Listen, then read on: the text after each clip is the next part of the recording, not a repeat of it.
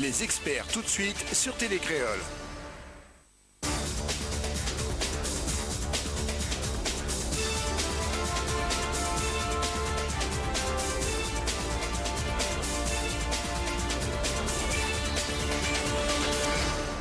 Bonsoir à toutes et à tous, on vous souhaite la bienvenue sur le plateau des experts, votre rendez-vous hebdomadaire avec vos avocats, les experts qui sont là pour répondre à vos questions. Donc vous pouvez nous appeler dès maintenant au 02 62 566 566 pour poser vos questions et on vous répond en direct.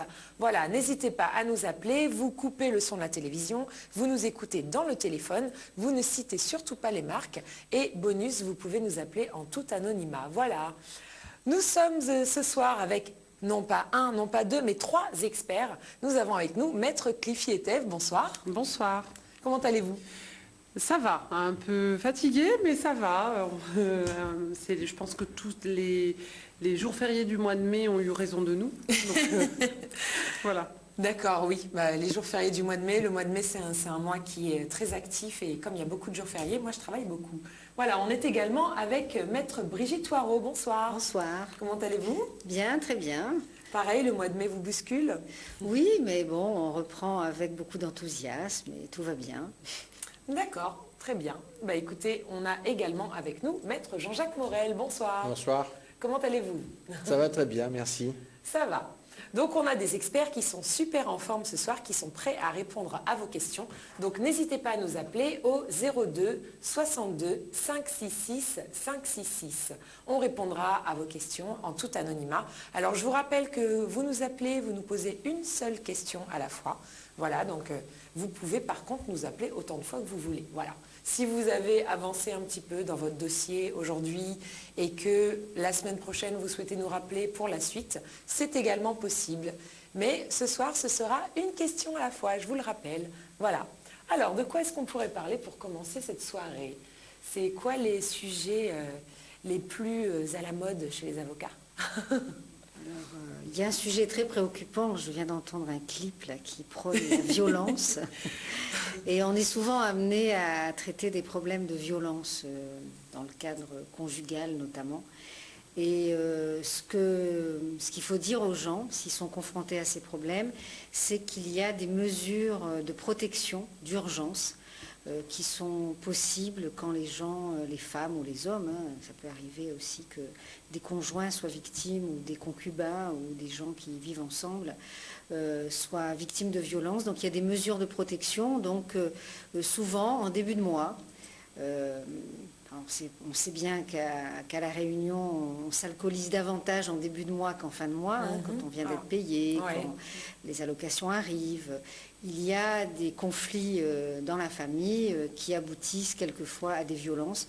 Donc il y a des mesures de protection qui permettent au conjoint d'être protégé, à celui qui a commis des violences d'être éloigné et de ne plus pouvoir entrer en contact ni visuellement ni téléphoniquement avec le conjoint qu'on doit protéger.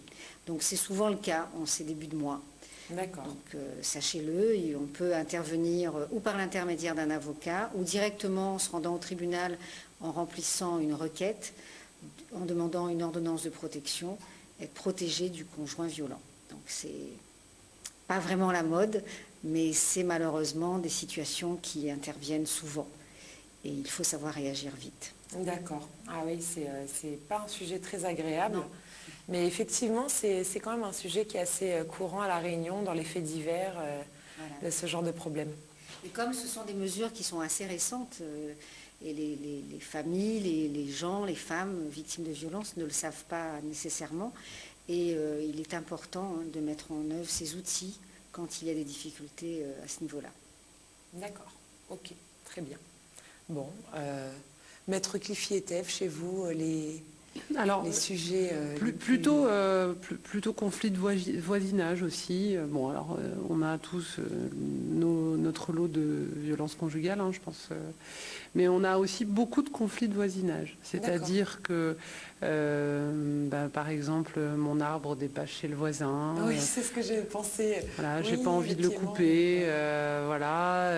Ou il y a une servitude de passage, ou il n'y a pas de servitude de passage. J'ai le droit d'y passer, j'ai le droit d'y entreposer ce que je veux ou pas. Enfin, c'est toujours des choses qui sont un petit peu insidieuses, mais qui au quotidien sont pénibles et qui peuvent, j'allais dire, d'un contentieux de voisinage civil, peut-être déraper sur du pénal avec des violences entre des voisins qui peuvent aller jusqu'à des fois des choses très graves. Donc il faut éviter, il faut essayer de désamorcer. On a des maisons de justice aujourd'hui à La Réunion avec des médiateurs, des conciliateurs de justice qui Pour peuvent éviter de permettre, porter plainte, voilà, pour quelque chose de- qui permettent de désamorcer des choses qui, en fait, de jour en jour gonflent, d'année en année gonflent, des fois sur des quiproquos qu'on peut tout de suite désamorcer. On peut trouver des solutions juridiques, on peut faire en sorte que chacun soit rempli de ses droits sans forcément à ce qu'on ait recours à mon sabre, mon fusil, ou voilà. Donc c'est vrai qu'il faut essayer dès le début de désamorcer ces conflits de voisinage qui peuvent prendre des proportions qui sont parfois très graves. D'accord, donc vous vous encouragez en fait à la limite les clients déjà à privilégier la solution amiable plutôt que d'aller... Tout à fait. Il ne faut pas se crisper, il faut aller voir un médiateur, il faut laisser la porte ouverte à éventuellement discuter avec une tierce personne. Alors ça peut être effectivement le médiateur, le conciliateur dans le cadre de la maison de justice, mais ça peut être effectivement par avocat interposé, chacun va prendre son avocat. Et puis nous, on n'est pas là non plus que pour le contentieux, on est là également pour trouver des accords, pour essayer de discuter et de trouver des solutions qui, comme je l'ai dit tout à l'heure, permet de remplir chaque personne, enfin chaque justiciable de l'intégralité de ses droits, sans forcément en arriver à des situations compliquées. C'est ça. Et quand on a par exemple l'aide juridictionnelle et qu'on privilégie justement la médiation par avocat interposé, comment ça se passe? Si on ne va pas jusqu'à la procédure, il faut régler... Oui. Alors effectivement, l'avocat, il intervient à l'aide juridictionnelle quand il y a une procédure, parce que l'aide juridictionnelle ne peut lui être octroyée qu'en matière de procédure judiciaire. Maintenant, il est clair que de nombreux avocats font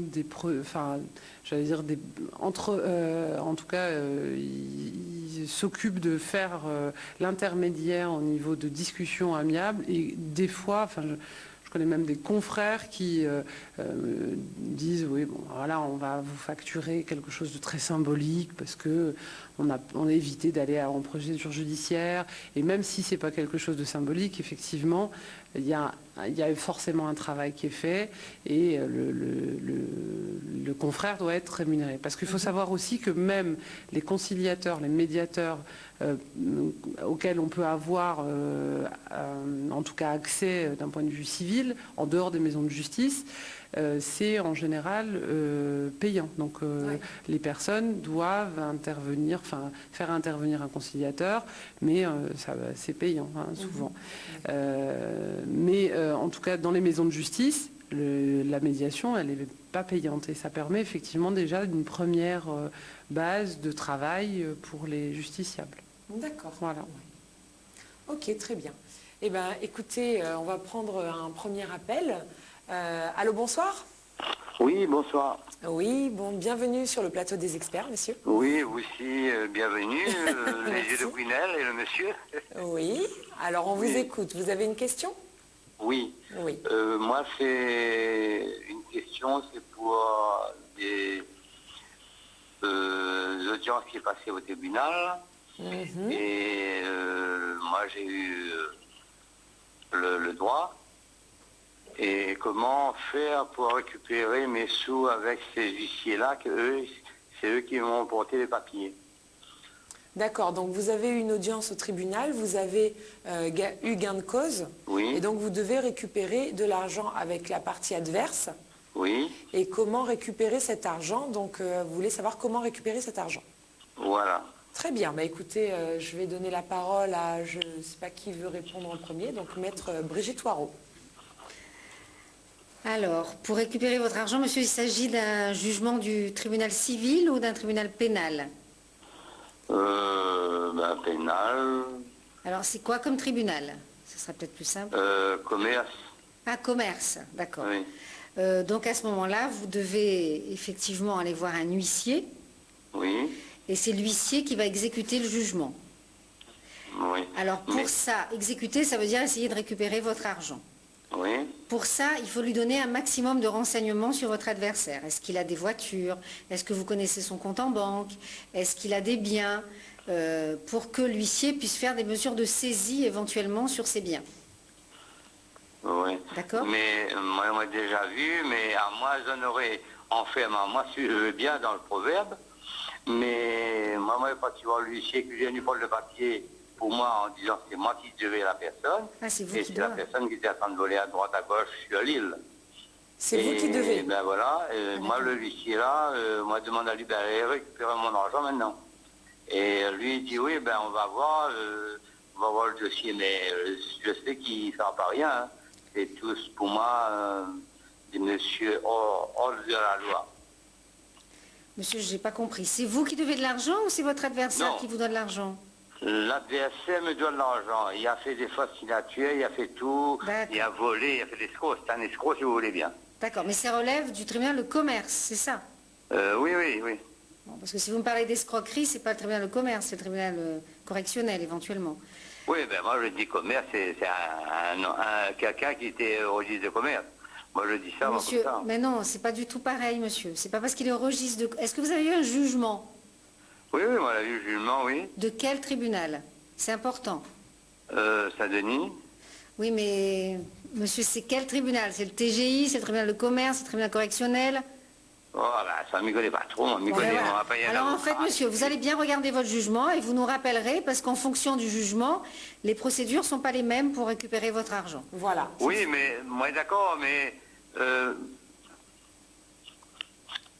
Parce que monsieur, on va pouvoir répondre à votre question seulement si vous nous donnez les informations qu'il nous faut.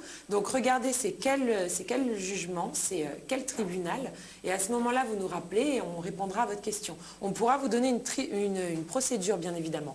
On ne pourra oui, mais pas moi, vous dire moi plus. je parle de l'huissier, l'huissier qui a dû porter le papier pour moi, en disant que c'était moi l'escroc, et c'était l'autre adversaire qui était l'escroc. Et cet huissier-là, moi, quand il reportait le papier, quand on a passé les trucs au tribunal, que maman a eu gain de cause, Oui. avec ce monsieur huissier en question, et ben lui, il ne peut pas récupérer mon argent, mais si moi, je ferme mes yeux, par exemple, hein, je ne regardais pas tous mes factures, toutes mes affaires, et ben lui, il est venu me saisir. Et moi, ça lui comme un coup. C'est moi qui ai revenu. D'accord, non, mais bien sûr, mais là, justement, là, on est en train de revenir sur quelque chose qui s'est passé avant. Là, maintenant, on peut vous répondre sur ce qui s'est passé maintenant avec le dernier jugement. Donc, regardez de quel tribunal, comme on vous a dit, relève votre procédure. Et à la suite de ça, vous nous rappelez et on vous dira quelle est la procédure pour récupérer votre argent avec cet huissier. D'accord? Ouais, mais il ne croit pas m'avoir récupéré. Maman a payé l'avocat, elle est morte. Et puis, bon, m'a gagné école, mais sans sous. Mais si c'était moi, ils en auraient bloqué mon compte, ou bien ils en auraient saisi moi. Mais monsieur, oui, mais monsieur, ne perdez pas espoir, vous avez gagné. Alors rappelez-nous. Voilà, d'accord? Les imbéciles, ça.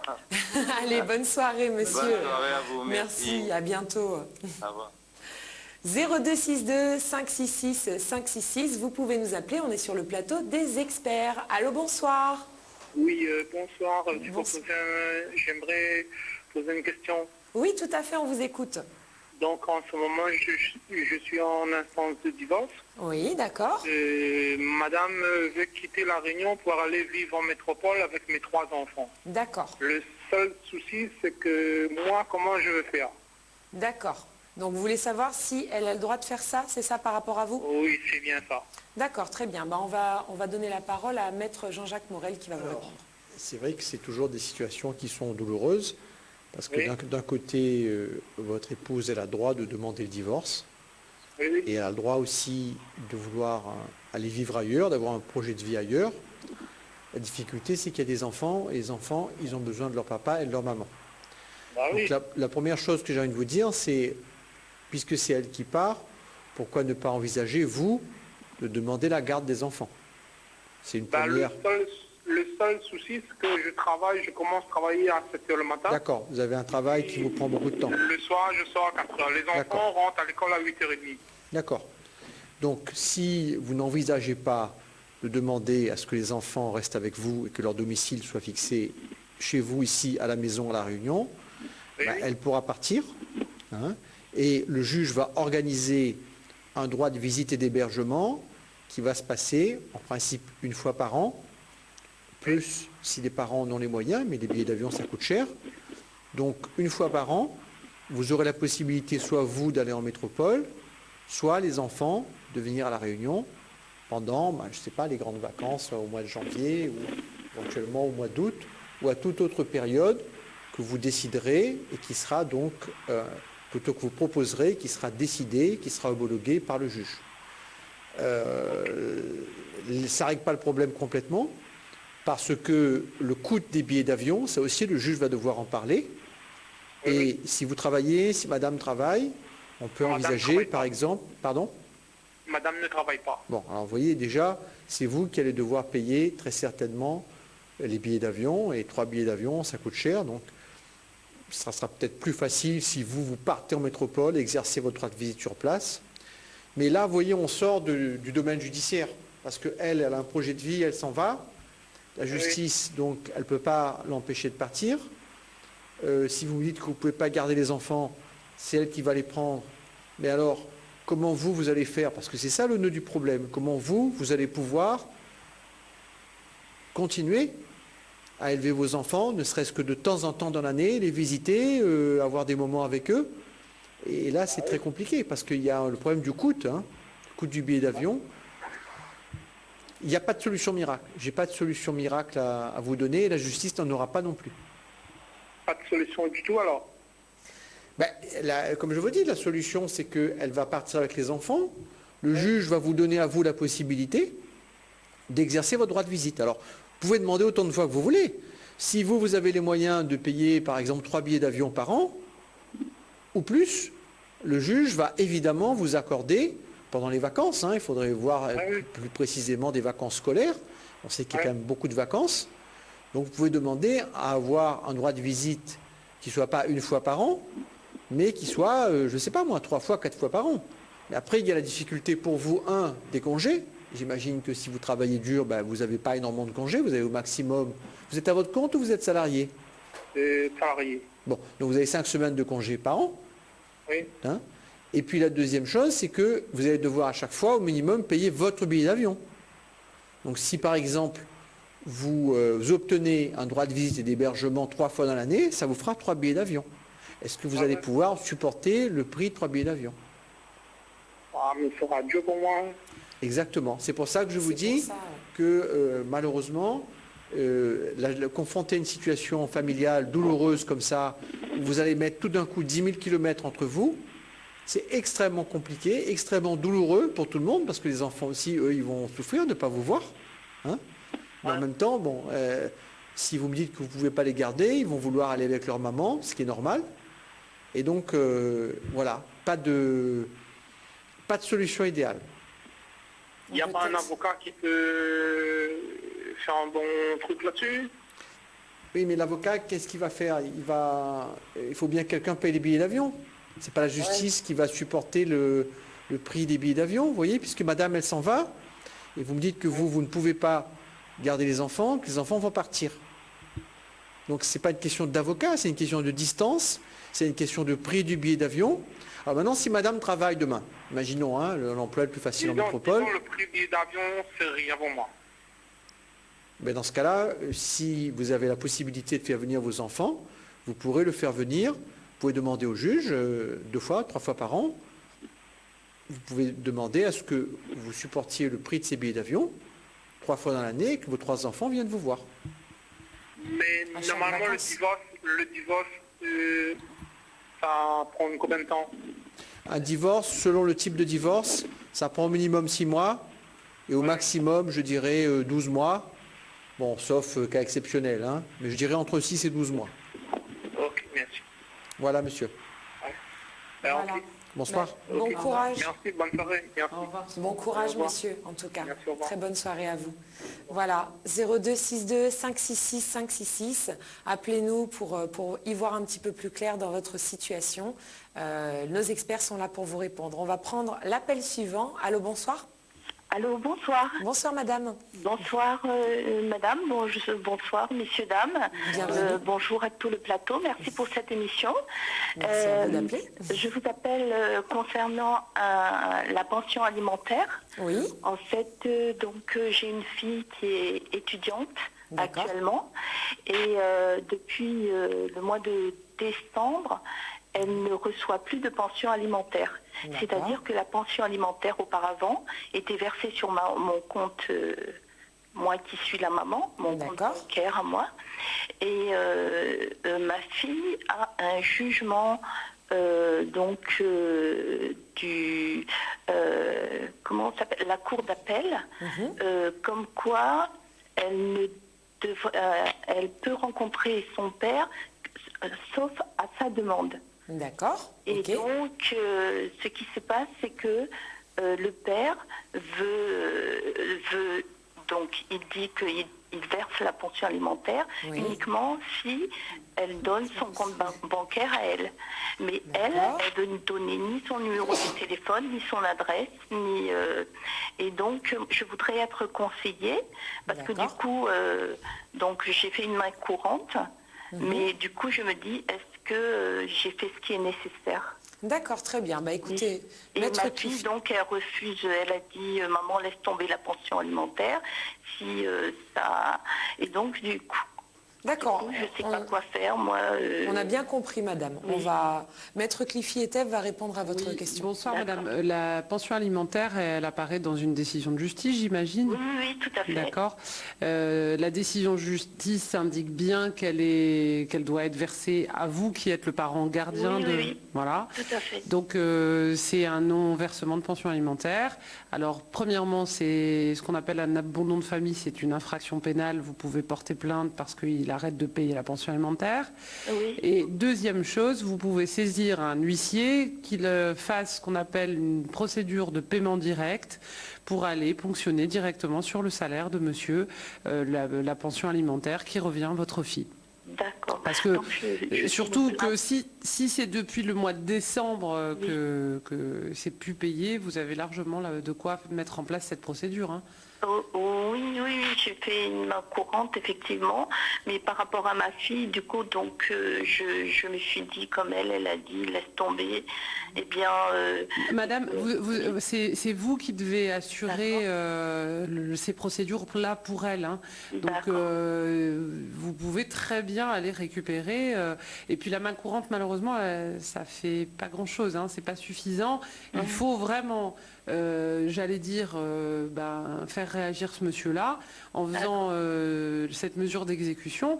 Et je vous dis, c'est aussi une infraction pénale. À partir du moment où il y a une décision qui est exécutoire, qui est définitive et qui prévoit une pension alimentaire et que le débiteur ne paye pas, à ce moment-là, c'est ce qu'on appelle l'abandon de famille et ça peut être, il peut être condamné devant le tribunal correctionnel pour abandon de famille. Hein. D'accord. Voilà. D'accord. Donc je connais pas trop les termes juridiques. En fait, mais il faut donc, aller voir un huissier déjà. voir un huissier. Vous allez voir un Voilà. huissier, vous lui D'accord. dites que vous n'avez pas de pension alimentaire de payer. Vous y allez avec la décision qui fixe le montant de la pension alimentaire et vous demandez à ce qu'il y ait une mesure d'exécution sur le salaire du débiteur. D'accord. Et par la même occasion, je peux demander aussi la révision de la pension alimentaire qui n'a jamais... Évidemment, il faut la réévaluer. rappel. Mais l'huissier peut vous aider dans ces démarches-là. Dans cette Il peut démarche. faire les calculs. Parce qu'effectivement, d'après ce que tous les connaissances de ceux qui sont en relation avec montrent bien que leur niveau de vie est bien plus élevé que par rapport à la pension alimentaire qui est versée en fait. Hein. Donc, non, alors là, c'est ça pas ne la sera même pas chose. la même réévaluation. Hein. Là, c'est une réévaluation qui est prévu annuellement sur le coût de l'indice INSEE. Enfin, il y a un mode de calcul très particulier. Si par contre, vous estimez que la pension alimentaire n'est plus suffisante eu égard aux charges qu'assume votre fille, à ce moment-là, il faut repartir devant le juge aux affaires familiales pour demander une nouvelle pension alimentaire, un nouveau jugement avec un nouveau montant. D'accord ? Mais là, ce sera la réévaluation qui doit être faite chaque année, où on gagne, je ne sais plus, entre 7, 8, 10 euros à peu près de plus chaque année. Voilà, Il madame. existe un tableau, disons, de repères.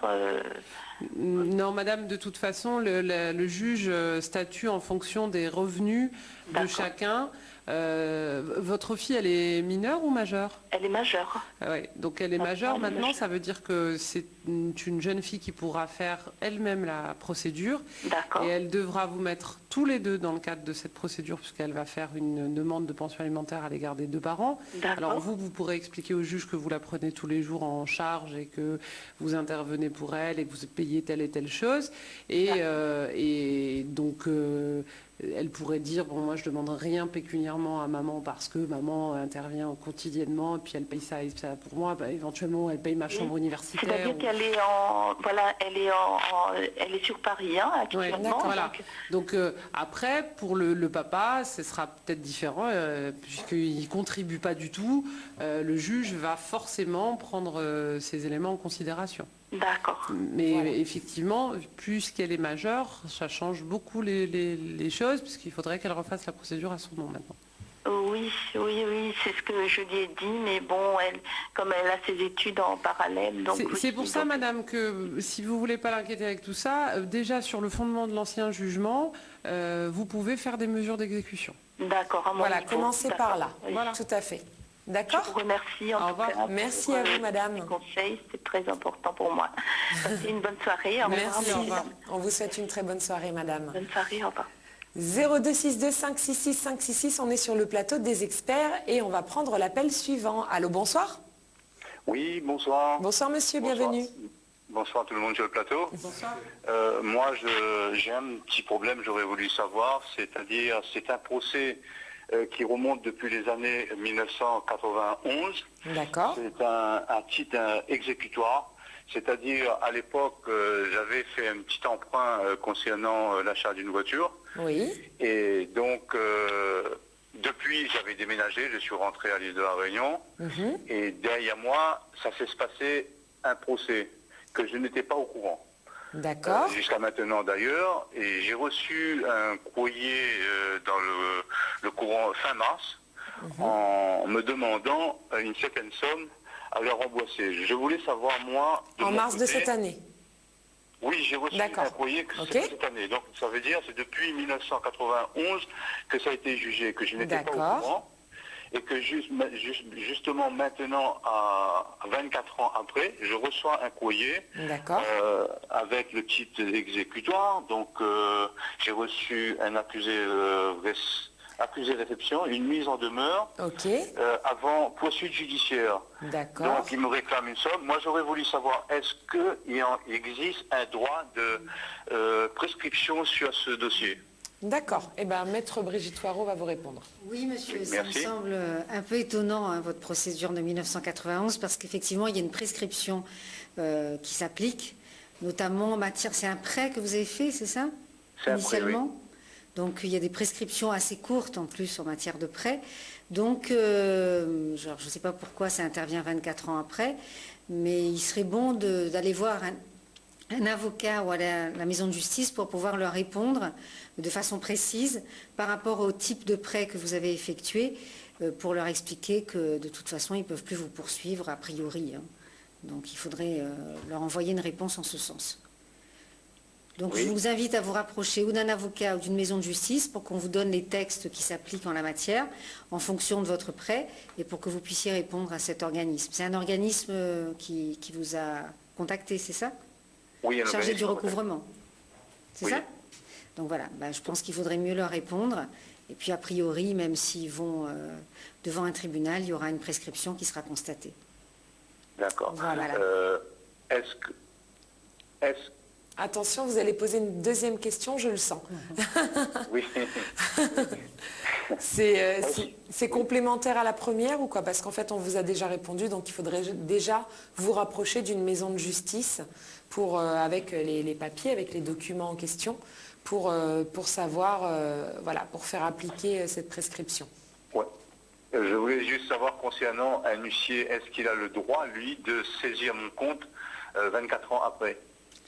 Alors monsieur, ça dépend, je ne sais pas sur quelle base il va saisir votre compte. S'il y a eu un jugement qui est intervenu et qui est exécutoire, bon, je ne sais pas dans quelles conditions il pourrait saisir votre compte, mais il faudrait qu'il ait ou un titre ou un jugement pour pouvoir saisir votre compte. Mais pour qu'il y ait un jugement, il faudrait qu'il soit au courant. Ben, sauf si un jugement a été rendu alors qu'il n'a pas été informé, donc c'est aussi possible. Ça a été envoyé à une mauvaise adresse, à votre ancienne adresse, ça n'a pas suivi et il se peut qu'il y ait eu un jugement. Je ne sais pas. Donc en tous les cas, le jugement doit vous être signifié, a priori, mais je ne sais pas dans quelles conditions vous avez obtenu, ou la partie adverse a obtenu une décision. Donc en fonction de ça, s'il y a des mesures d'exécution qui ont continué à exister, c'est peut-être possible. Maintenant, je ne sais pas sur quelle base, ça me semble un peu compliqué et un peu difficile depuis 91 qu'il y ait des mesures qui arrivent 24 ans après. C'est un peu étonnant. Là, la solution, c'est d'aller dans une maison de justice avec avec la décision, avec les éléments que vous avez, dont vous disposez, pour qu'on vous donne des renseignements très précis par rapport à votre contentieux spécifique. Voilà. Et à ce moment-là, si vous avez un peu plus avancé, n'hésitez pas à nous rappeler la semaine prochaine. D'accord. D'accord. Je vous remercie. Merci à vous, monsieur. On vous souhaite une bonne soirée. Au revoir. Au revoir. 0262 566 566, on est sur le plateau des experts. On va prendre l'appel suivant. Allô, bonsoir. Allô, bonsoir. Bonsoir, monsieur. Oui, bonsoir. Bonsoir tout le monde sur le plateau. Bonsoir, monsieur Morel. Je voulais juste vous poser une question. Oui. Voilà, ça fait 2 ans que je travaille dans une entreprise. D'accord. Et il m'est arrivé une embrouille avec mon patron, c'est-à-dire que j'étais sur un chantier, il est arrivé énervé, il a commencé à m'insulter et tout, et ça s'est mal passé. Et puis, voilà, il y avait des témoins comme quoi que c'était lui qui avait cherché des embrouilles. D'accord. De toute façon, voilà, j'ai porté l'affaire devant le prud'homme. D'accord.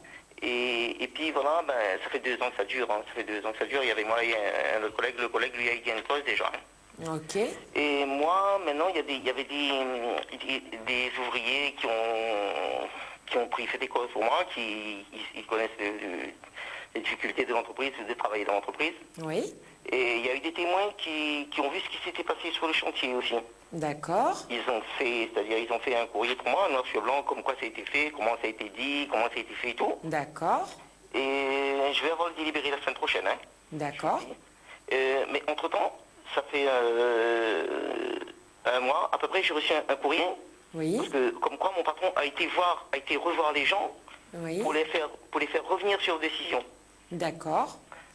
Voilà, je ne sais pas s'il a proposé de l'argent, je ne sais pas quoi. Bref.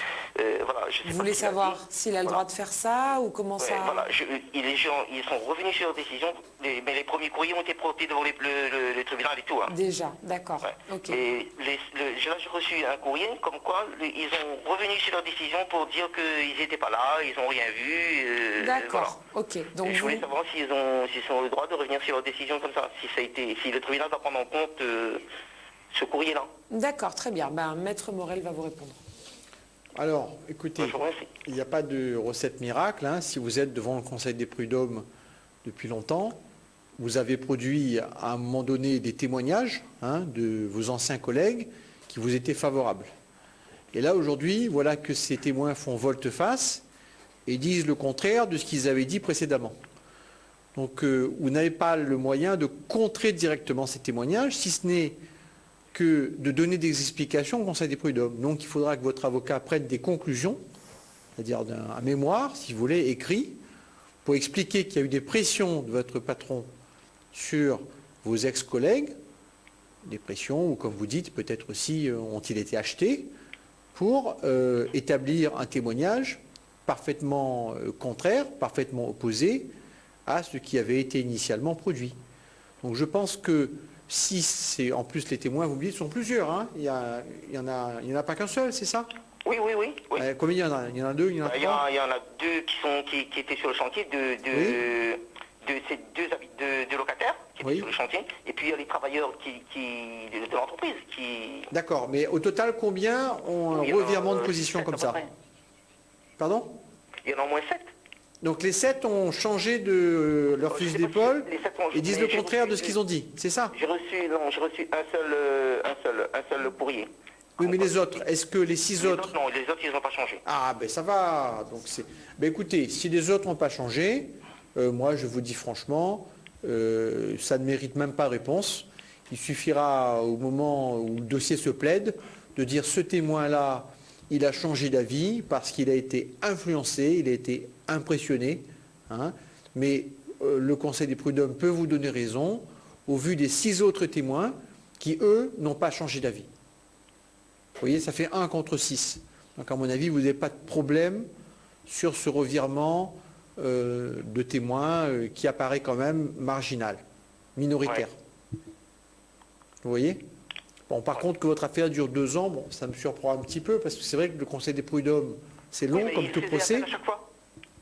Pardon? À chaque fois, il faisait appel parce qu'il cherchait... Ah oui, mais attention, il y a eu une procédure... Il fallait quoi pour pouvoir... Oui, mais il y a eu un appel alors, d'accord. Là, il y a eu une procédure en première instance dans le Conseil des prud'hommes. Vous avez eu un jugement que vous avez gagné? Oui. Donc là, vous avez fait appel, d'accord. Donc il y a 2 procédures. Chaque procédure, il faut compter à peu près 1 an. Donc Conseil des prud'hommes 1 an, Cour d'appel 1 an. Donc si vous êtes à 2 ans, vous n'êtes pas loin de voir le bout du tunnel. Oui. Voilà. C'est ça, ils m'ont dit la semaine prochaine, j'aurai le délibéré. Ah ben voilà. Ah ben là, je vais vous dire, mais ce que je ne comprends pas, le revirement, il a eu lieu quand là? Il a eu lieu le depuis... mois dernier. Avant que l'affaire ne soit retenue? Non, après. Ou après? Oui, oui. Je crois, oui. C'est-à-dire l'affaire avait déjà été... Le dossier avait déjà été déposé à la Cour d'appel ou pas? Tout était fait. Bon, ben alors, vous en fichez. De toute façon, je vais vous dire, 6 contre 1, ça ne fait pas un pli, vous devriez gagner. Voilà. Voilà. Voilà, monsieur, vous êtes rassuré? Je vous remercie. Au revoir. Merci, bonne soirée à vous. Au revoir. 0262 566 566, on est sur le plateau des experts, on répond à vos questions en tout anonymat et on va prendre dès maintenant l'appel suivant. Allô, bonsoir. Allô? Allô, bonsoir madame. Bienvenue. Oui, bonjour. Vous m'entendez? Oui, on vous entend et on vous écoute. Alors j'ai une petite question. Oui. Ma maman m'a donné un terrain oui. avec la bouche. Avec la quoi? On ne vous entend pas très bien. Avec la bouche, sans papier. La bouche. Avec la bouche? Oui, d'accord. sans papier. Ok. Et j'ai déjà construit la maison. Et 1 an après, elle décide de reprendre. Est-ce qu'elle a le droit? Eh oui, madame, elle a le droit. Si c'est qu'avec la bouche et pas sur un papier, elle a le droit de reprendre son terrain. Alors effectivement, vous, ce que vous auriez le droit de demander, c'est qu'on vous indemnise de la construction que vous avez fait sur le terrain. Oui. Et encore, c'est très très compliqué, même judiciairement, c'est pas évident. Donc voilà, ça, tout dépend de ce que vous avez construit, quelle valeur, est-ce que vous avez des autorisations, est-ce qu'il y a eu un permis de construire, est-ce qu'elle... Enfin voilà, donc c'est vrai que c'est compliqué tout ça. À mon avis, vous n'êtes pas dans une belle situation en tout cas. Parce que j'ai déjà pas mal investi et maintenant il me dit de partir. Vous avez déjà, pardon? On vous entend très mal, madame. Est-ce que... J'ai déjà investi dans la maison. D'accord. Et là, il me dit de partir. Oui, ouais. Je sais bien, madame, c'est le problème. Mais vous savez, ça arrive, c'est pas un cas d'école. Il y a des décisions de justice entre mère et fille, père et fils, cousin, cousine. Enfin, vraiment, il y a beaucoup de... Ça arrive. Vous n'êtes pas la première, malheureusement, vous ne serez pas la dernière. Mais tant que vous n'êtes pas propriétaire du terrain, elle peut effectivement vous demander de partir. Oui. Et c'est déjà arrivé sur notre plateau. On a déjà eu des appels comme ça.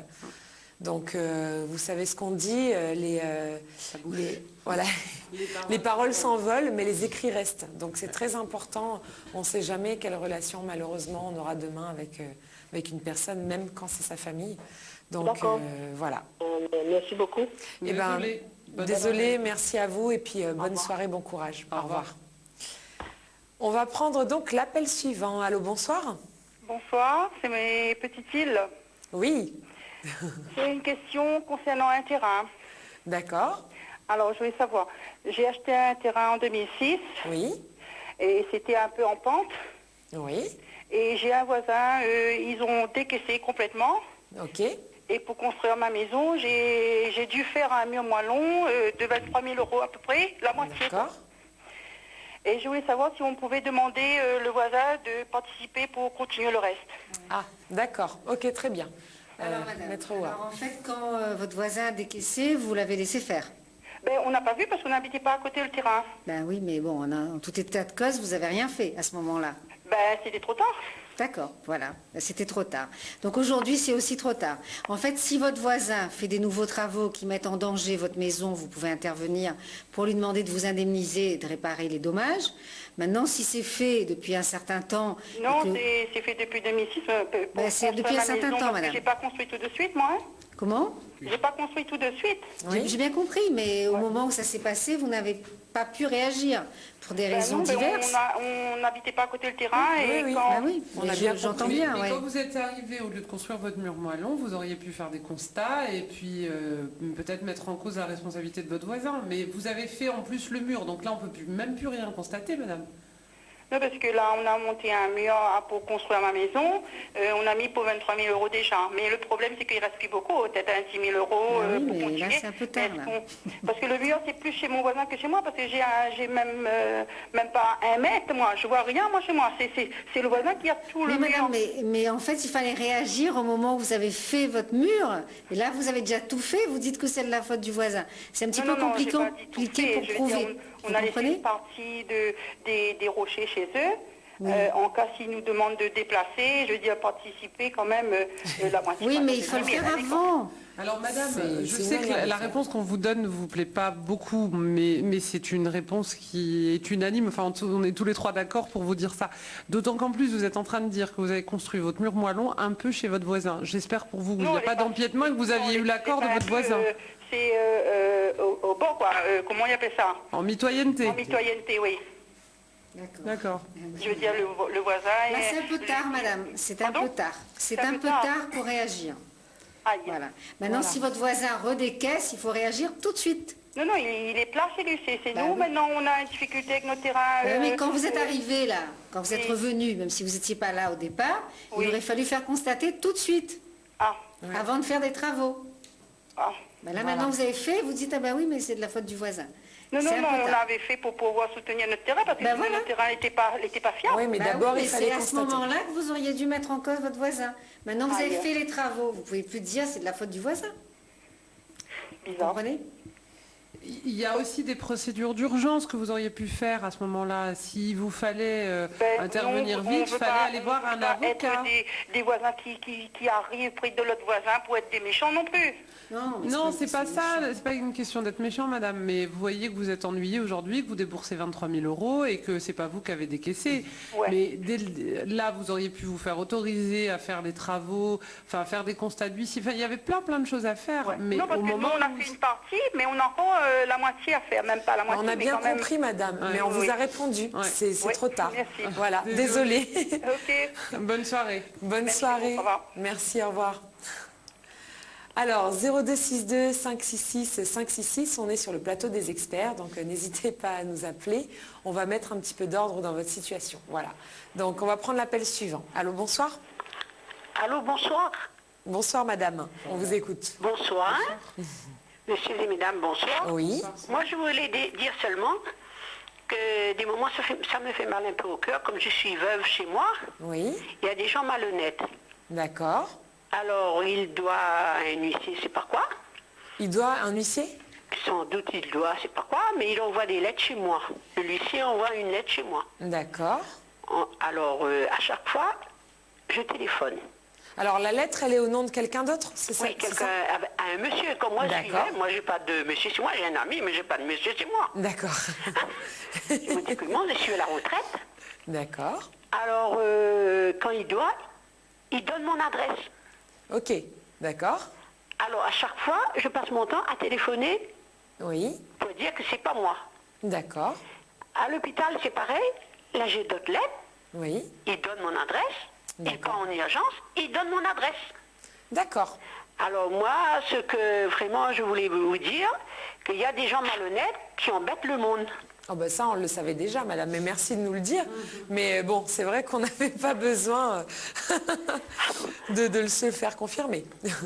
D'accord. Voilà, donc l'essentiel, c'est que c'est pas votre nom qui est sur le courrier, hein, c'est à votre adresse, mais c'est pas votre nom. Donc vous déchirez le courrier, vous le mettez à la poubelle, voilà. D'accord. C'est pas la peine de téléphoner alors. Madame, bah non. Vous pouvez dire au facteur Merci, aussi, madame. Madame, vous pouvez dire aussi au revoir. facteur. Madame, écoutez. Vous m'entendez? Oui. Vous pouvez aussi dire au facteur que cette personne ne vit pas à cette adresse-là et vous faites retourner le courrier. Comme ça, les courriers n'arriveront plus chez vous. D'accord. Voilà. Merci, madame. De rien. Merci, bonne soirée. Au revoir. Je fais une petite parenthèse pour dire que moi, ça m'arrive très souvent chez moi. J'ai des courriers des anciens locataires avant moi et j'arrête pas de faire du NPAI. Je me déplace jusqu'à la poste pour déposer là-bas et ça continue. Ça fait 3 ans. Ouais. Donc maintenant... Non, c'est vrai, moi aussi, ça m'arrive toujours. Et Ah non, pourtant, ça fait quelques années déjà aussi que je vis à mon domicile. Mais... C'est ça, et pourtant, je moi, suis allée plusieurs fois. Je m'embête plus, je les stocke et je les redonne au facteur. Ben, c'est ça, moi, plusieurs fois, je suis allée à la poste pour leur expliquer, voilà, cette personne n'habite plus ici. Je pensais qu'il le noterait quelque part, mais il ne le note pas du tout. Donc maintenant, comme je ne vois pas le facteur, quand je l'enlève la lettre l'enveloppe donc de la boîte aux lettres, je la remets sur la boîte aux lettres. Voilà. Après qu'il pleuve, qu'il vente, ce n'est plus mon problème. Voilà, excusez-moi, mais c'était mon petit quart d'heure. 0262 566 566, on est sur le plateau des experts. Je me suis plainte, donc allez-y. On va prendre l'appel suivant. Bonsoir. Oui, bonsoir monsieur, dame. Bonsoir. Bonsoir, madame. Bonsoir. Alors moi, c'est pour poser une petite question. Oui. C'est par rapport à Prud'homme. D'accord.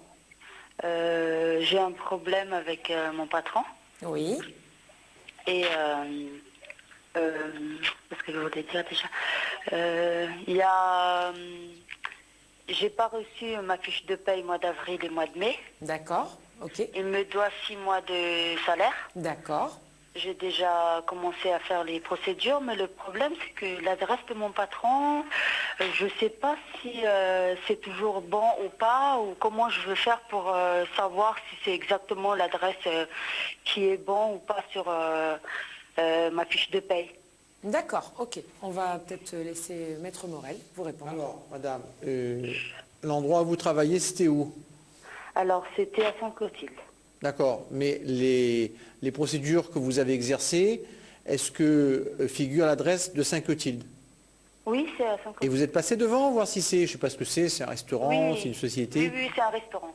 Donc, est-ce que ça fonctionne encore? D'après parce que moi j'ai été en congé maternité, j'ai repris, normalement je devrais reprendre depuis le 11 avril. Oui, mais est-ce que ça fonctionne encore, le restaurant? Non, c'est fermé. Ah bon, donc d'accord. Bon, alors, j'ai déjà reçu une lettre de rupture de contrat. D'accord. Qui me donne, il m'a justement donné son adresse sur le rupture de contrat. Ah d'accord, il vous donne une autre adresse? Oui. Bon. Le problème, c'est que c'est 2 adresses différentes que j'ai, et sur ma fiche de paye et sur le rupture de contrat, il y a 2 numéros de SIRET différents aussi. Bon, madame, si votre patron il a pris la peine de vous donner une adresse nouvelle que vous n'aviez pas jusqu'à présent, qui n'est pas l'ancienne adresse, je pense que la procédure, elle doit s'exercer avec l'adresse nouvelle. Vous voyez? Donc si vous faites, je ne sais pas ce que vous avez fait un référé prud'homal? Oui, c'est ça. Bon, donc le référé prud'homal, hein, je pense que on a dû mentionner l'adresse que votre patron a dû laisser dans le courrier. Maintenant, il y a une possibilité, une vérification que vous pouvez faire, c'est aller au tribunal de commerce, demander ce qui s'appelle un extrait K bis, K comme un K, tiré bis, BIS, pour voir si ce restaurant, il est enregistré au tribunal de commerce, toujours à l'ancienne adresse, ou à la nouvelle adresse qui vous a été donnée par votre patron. Ça, c'est une vérification que vous pouvez faire vous-même. Un extrait K bis, ça ne coûte rien du tout, hein, ça coûte peut-être 2 € et ça vous permettra de vérifier. Mais moi, je pense qu'à partir du moment où le restaurant est fermé, où le patron a pris la peine de vous dire « écrivez-moi à cette adresse hein, vous devez faire la procédure à cette adresse-là. Et vous êtes passé voir à cette adresse-là, s'il y a quelqu'un? À l'adresse Sainte-Marie. À la nouvelle pas adresse? encore. Oui. Non, pas encore. Alors mais moi, si j'étais vous aussi... Chez lui, je pense. Hein. Ah d'accord, c'est son domicile, d'accord. Bon. Voilà. Maintenant, ça ne vous empêche pas, si c'est un immeuble, un jour de faire un tour, de regarder l'immeuble, de voir s'il y a un nom sur la boîte aux lettres, voyez? Mais faites la procédure à cette adresse-là. De toute façon, à un moment donné, vous allez avoir une décision de justice, une ordonnance de référé rendue par le Conseil des prud'hommes. Cette décision, vous allez la remettre à un huissier. D'accord? Il faudra expliquer à l'huissier qu'il y a peut-être une volonté de ce monsieur de se soustraire à la décision de justice, en tout cas de déménager facilement. Hein. Et donc logiquement, l'huissier... Il n'y a pas que moi qui a de problème avec lui, il y avait déjà un autre employé. A fortiori. L'huissier va aller lui réclamer l'argent que vous aurez obtenu par l'ordonnance de référé à son domicile. D'accord. C'était en nom propre ou en société? C'est société. Ouais, donc, la difficulté, c'est que si, vous voyez, même si lui vous a donné son adresse, si c'est la société qui est condamnée et que la société n'a plus rien, vous n'allez pas pouvoir lui prendre son frigidaire et sa télé si vous dit mais ça c'est pas la société, c'est à moi. Donc là, l'huissier va vous conseiller, à mon avis, il faudra retourner voir un avocat, et il faudra assigner la société, je dis bien la société, en redressement judiciaire devant le tribunal de commerce pour tenter de vous faire payer. Et comme c'est compliqué, attendez d'avoir votre ordonnance de référé, amenez-la à un huissier, voyez si l'huissier peut récupérer de l'argent ou pas, et après faites-vous conseiller par l'huissier sur l'attitude à tenir. D'accord. D'après ce qu'il m'a dit, la société est en liquidation judiciaire. Alors ça vous auriez dû me le dire au départ. Ça vous auriez dû me le dire au départ parce que ça, le problème. La liquidation judiciaire, c'est à une personne morale, à une société, ce que la mort est à un être humain. Donc si le restaurant qui est exploité par une société, s'il y a une liquidation judiciaire, hélas, là je crains fort que vous n'ayez que vos beaux yeux pour pleurer. Peut-être une piste quand même, en fonction de ce que vous avez obtenu sur l'ordonnance de référé, s'il y a des salaires, vous adressez à l'AGS, c'est-à-dire l'assurance de garantie des salaires, qui peut peut-être vous payer les salaires, pas les dommages intérêts, etc., mais les salaires. Je comprends, monsieur. Mais ça, vous auriez dû me le dire au départ, parce que si la société n'existe plus, malheureusement, elle n'existe plus, quoi. Mais le problème, en fait, monsieur, c'est qu'il dit que la société n'existe plus. Pourtant, son frère, comme je vous ai dit, l'un de ses frères, c'est un ami à moi. Je me suis renseignée un petit peu avec son frère et il m'avait dit que c'est pas encore vraiment le cas. Alors, dans ce cas-là, j'en reviens à mon premier conseil. Demandez un extrait cabis au tribunal de commerce où vous verrez non seulement l'adresse exacte, actuelle du restaurant donc exploité par la société, mais vous verrez également si la société est en redressement, elle est liquidée, ou si elle est encore in bonis. In bonis, ça veut dire qu'elle est normale, elle travaille, elle fonctionne. D'accord. L'extrait cabis peut vous aider. En tout cas, ce que je sais, c'est que la société, là où j'ai travaillé, là où ils ont loué un local pour le restaurant, ça n'existe plus parce que je suis passée voir le propriétaire du local. Oui, mais ce n'est pas parce que le restaurant est fermé que la société est liquidée. Vous voyez, c'est deux choses différentes. Oui, je comprends, mais c'est ça en fait qui me fait le plus peur parce que c'est comme si j'abandonne mon poste si jamais la société est toujours active et moi, ils m'ont dit qu'il n'y a plus la société, quoi. C'est ça le problème parce que après c'est moi qui sera en tort parce que c'est comme si je ne viens pas travailler. Oui, enfin alors là c'est encore autre chose. Là on rentre dans le litige vraiment de droit du travail parce qu'on était sur un problème, je dirais, d'exécution par rapport à une adresse. Là vous êtes dans le litige de droit du travail. Je ne sais pas moi, quand vous êtes plus venu, c'est lui qui vous a dit de plus venir ou c'est vous? Oui, c'est lui. Il m'a envoyé des messages. Non mais est-ce qu'il vous a fait une lettre, madame? Est-ce qu'il vous a fait une lettre en disant venez plus? Oui. Est-ce qu'il vous a licencié? Pour l'instant, j'ai que le contrat de rupture le rupture de contrat pour l'instant, qui m'a envoyé samedi dernier par email. Est-ce qu'il vous a envoyé une lettre de licenciement? Pas encore. Bon alors, si vous a pas envoyé une lettre de licenciement, vous êtes toujours salarié. C'est son problème s'il ferme. Du moment qu'il n'y a pas de lettre de licenciement, que vous vous êtes manifesté en disant « je constate que votre restaurant est fermé, mais moi je suis toujours à disposition, donnez-moi le lieu où je dois me rendre pour travailler », tant que vous n'êtes pas licencié, vous faites toujours partie des effectifs de la société et ils doivent vous payer. D'accord, parce que j'ai déjà envoyé, comme je disais tout à l'heure, j'étais en congé maternité et fin du mois de mars, j'ai envoyé une lettre avec accusé de réception pour leur dire justement que je commence mon travail à partir du 11 avril. J'ai envoyé la lettre avec accusé de réception. Très bien, c'est parfait. Donc ça va, vous n'êtes pas en tort. Il n'y a aucun problème. Merci vous êtes toujours salarié. C'est très gentil ce que vous faites. Merci beaucoup. Je vous en prie, madame. Bonne soirée. Merci à vous, madame. Au revoir. Voilà, bon courage. Donc les experts, on est sur le plateau des experts, on prend un dernier appel et on va prendre un tout dernier appel. Allô, bonsoir. Oui, bonsoir. Bonsoir madame. Je suis locataire. Oui. Ma propriétaire a fait un bon pour accord à 2 entreprises pour effectuer des travaux. D'accord. Ces travaux durent depuis 3 mois. D'accord. J'ai demandé à l'agence mandatée par la propriétaire donc, pour gérer son bien d'effectuer la réduction de loyer qui correspond, puisque les travaux durent depuis plus de 21 jours. D'accord. L'agence ne veut rien savoir. J'ai payé mon loyer depuis 3 mois à 100%. Je n'ai pas payé le dernier mois. Elle me fait une relance. Et voilà, elle invoque le fait que ce sont des travaux d'embellissement et qu'elle est surprise.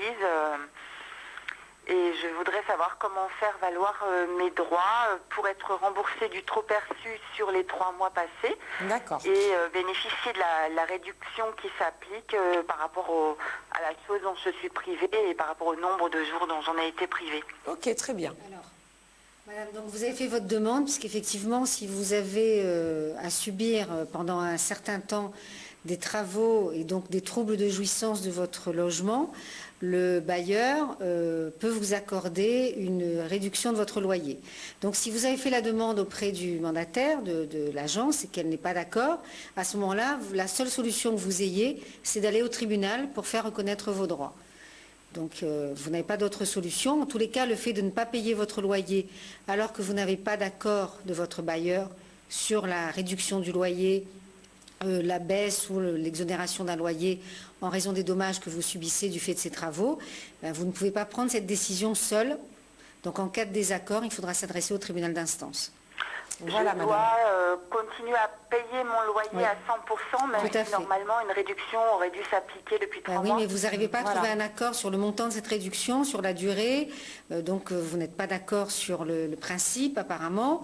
Donc il faut aller voir devant le tribunal d'instance pour que vos dommages soient reconnus et qu'une réduction de loyer s'applique. Dans quelle mesure, ce sera à vous de faire une proposition et le tribunal s'assurera. Voilà, donc vous allez voir le tribunal, madame, et puis en attendant, vous continuez à payer votre loyer normalement, excusez-moi. Voilà. Qui peut évaluer mon préjudice? Pardon? Le tribunal d'instance, comme on vous a dit. Voilà. Je vais devoir conclure, madame. N'hésitez pas à nous rappeler, donc si vous avez plus de nouvelles dès mercredi prochain. D'accord, merci beaucoup. Bonne soirée à vous. Alors merci à vous, chers experts, pour cette belle soirée. Voilà, donc on va terminer donc notre rendez-vous hebdomadaire. La semaine prochaine, vous retrouverez donc Fred Jolet. Voilà, je serai là la semaine d'après. On vous souhaite une très belle soirée. Au revoir.